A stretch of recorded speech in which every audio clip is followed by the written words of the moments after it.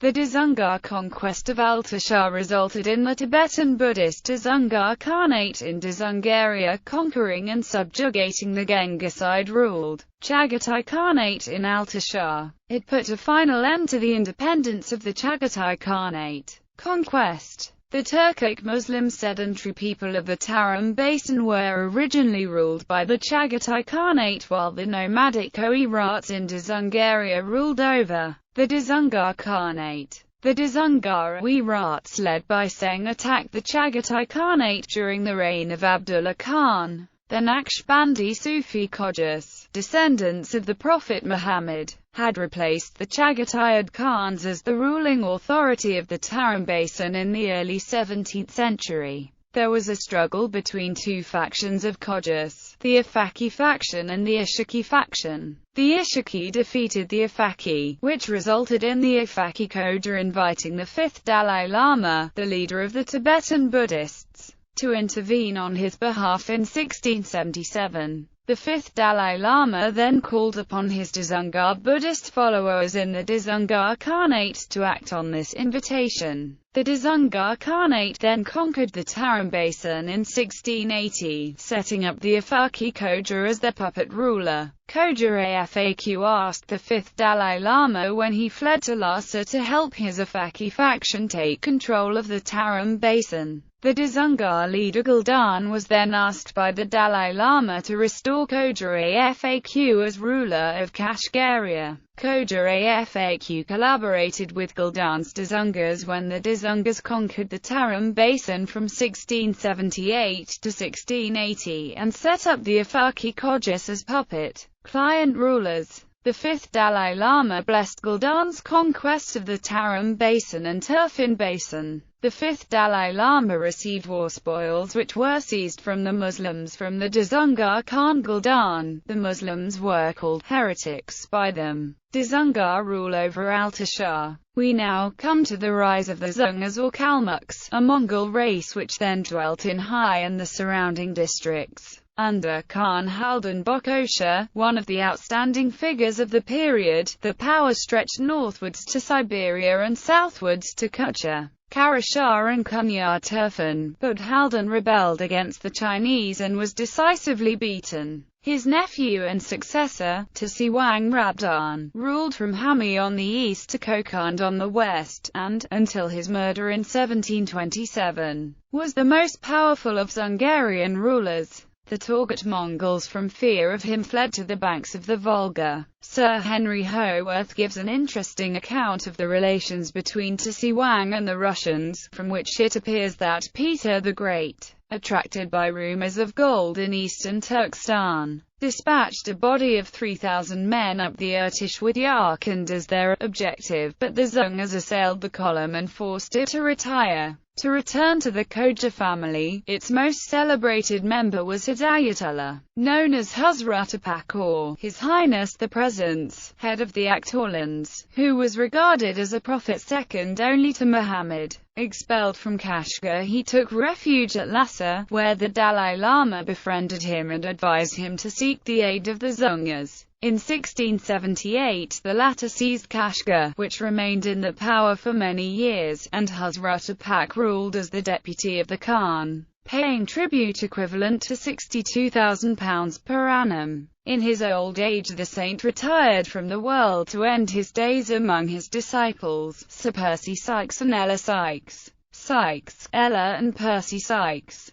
Pages 270 to 271 through deserts and oases of Central Asia. London. Macmillan & Co. Limited, 1920. The Dzungar Khan Guldan launched his invasion of the Tarim Basin in 1680. The Dzungars had received submissions from Hami and Turfan, who sent soldiers to join the 120,000-strong Dzungar force in the invasion. The Dzungar Oirat army and its allies in the White Mountain sect then easily conquered the Tarim, defeating and killing the Chagatai prince Babak Sultan, the son of the Chagatai leader Ishmi Khan. Kashgar and Yarkand fell to the Dzungars and they killed the Chagatai general Yezibo Beg. The Dzungars had deported to Ili the Chagatai royal family of Ishmi Khan after capturing them. The Chagatai royal Abdur Rashid Khan II was selected as puppet ruler by Guldan. However, Afaq Khoja soon caused trouble, and the strife between Afaq and Abdur Rashid led to Afaq's second exile, and Abdur Rashid was also forced into exile in Ili after in Yarkand an outbreak of violence happened in 1682, and he was replaced by Muhammad Amin, who was his younger brother. King China received tribute from Muhammad Amin via Turfan 2 times. In 1690s the Mughals received an embassy from him, and in 1691 Muhammad Amin asked for deliverance from the Kyrgyz infidels when the Khan Subhan Kli of Bukhara received his embassy. These were attempts by Muhammad Amin to ask these foreign countries for assistance against the Dzungars to regain independence.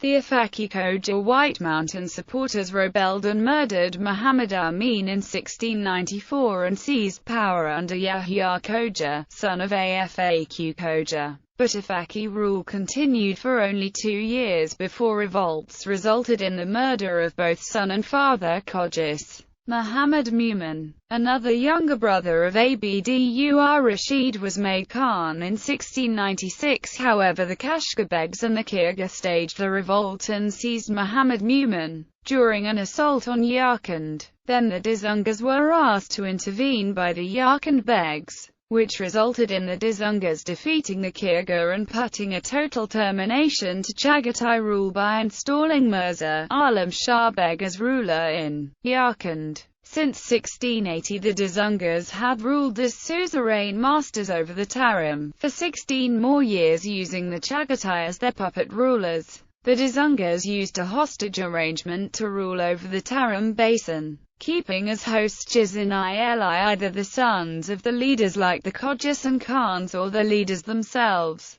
Although the Uyghurs' culture and religion was left alone, the Dzungars substantially exploited them economically. The Uyghurs were forced with multiple taxes by the Dzungars, which were burdensome and set by a determined amount, and which they did not even have the ability to pay. They included water conservancy tax, draft animal tax, fruit tax, poll tax, land tax, tress and grass tax, gold and silver tax, and trade tax. Annually the Dzungars extracted a tax of 67,000 tangas of silver from the Kashgar people in Guldan Sen's reign. A 5% tax was imposed on foreign traders and a 10% tax imposed on Muslim merchants. People had to pay a fruit tax if they owned orchards, and merchants had to pay a copper and silver tax. Annually the Dzungars extracted 100,000 silver tangas in tax from Yarkand and slapped livestock, stain, commerce, and a gold tax on them. The Dzungars extracted 700 taels of gold, and also extracted cotton, copper, and cloth from the 6 regions of Kerala, Kashgar, Khotan, Kutcha, Yarkand, and Aksu as stated by Russian topographer Yakov Filisov.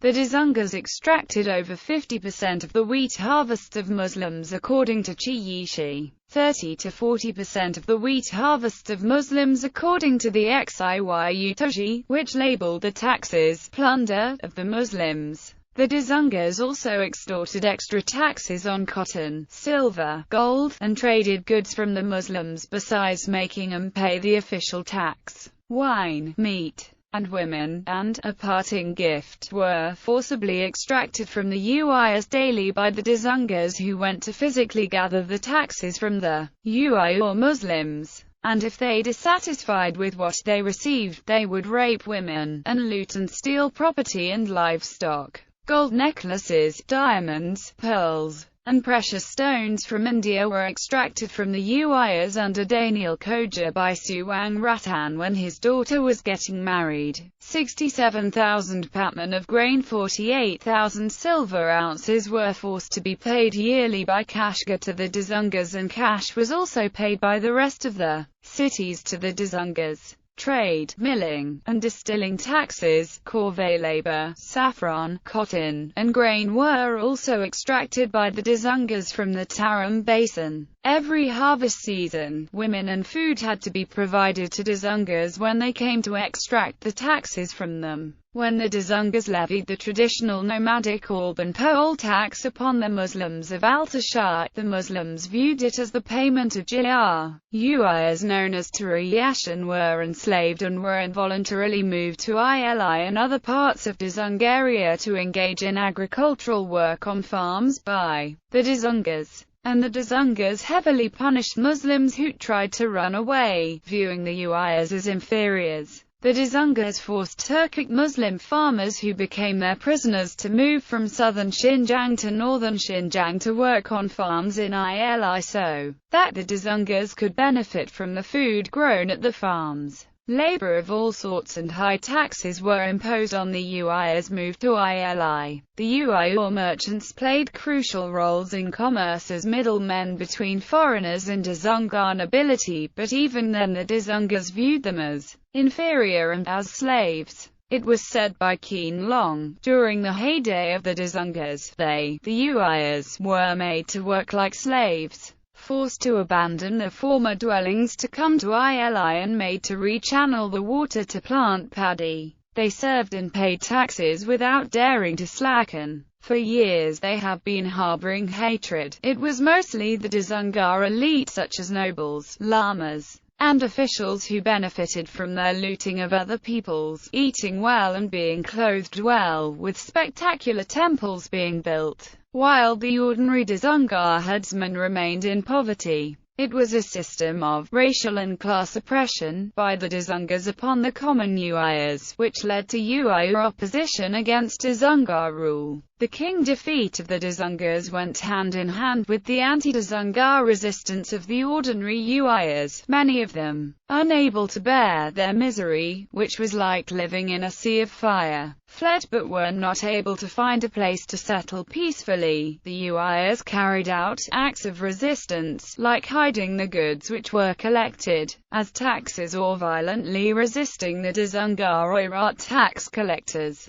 But these incidents were infrequent and widespread anti-Dzungar opposition failed to materialize. Many opponents of Dzungar rule like Uyghurs and some dissident Dzungars escaped and defected to King China during 1737 to 1754 and provided the king with intelligence on the Dzungars and voiced their grievances. Abdul Latif Khan Beg and his Hami Uyghurs defected and submitted to King China after the king inflicted a devastating defeat at the Battle of Jiao Modo on the Dzungar leader Guldan in September 1696. The Uyghur leader Emin Koja of Turfan revolted against the Dzungars in 1720 while the Dzungars under Suwang Ratan were being attacked by the king, and then he also defected and submitted to the king. The Uyghurs in Kashgar under Yusuf and his older brother Jahan Koja of Yarkand revolted in 1754 against the Dzungars.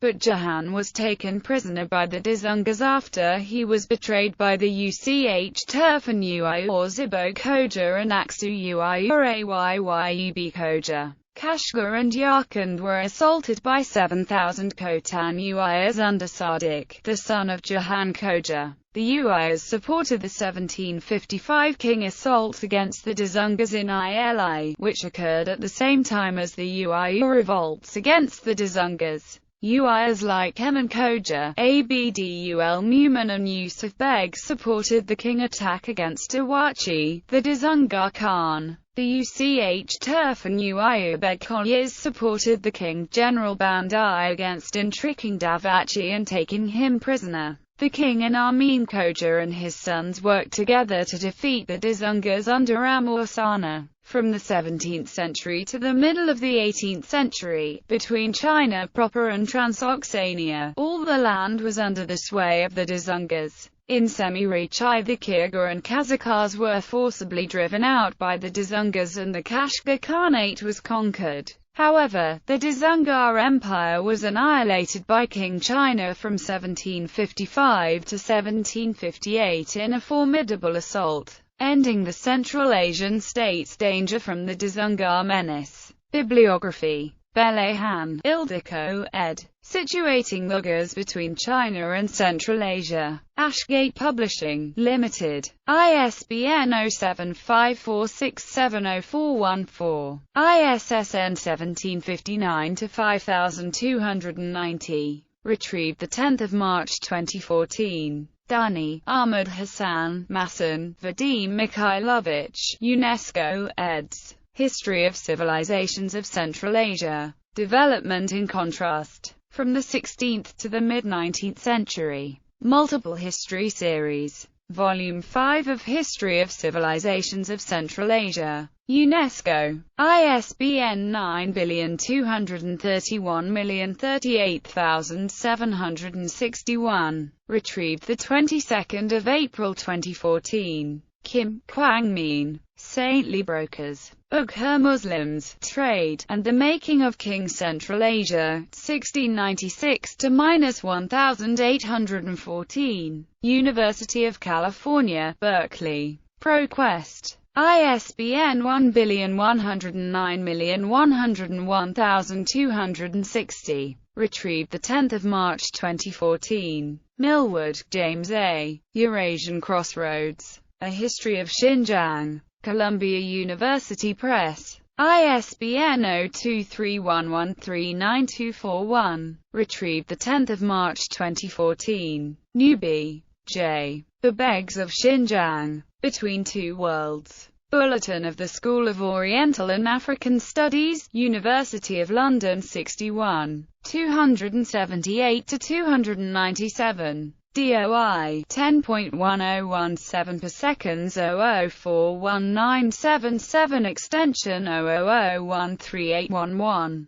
JSTOR 3,107,653. Starr, Frederick, ed.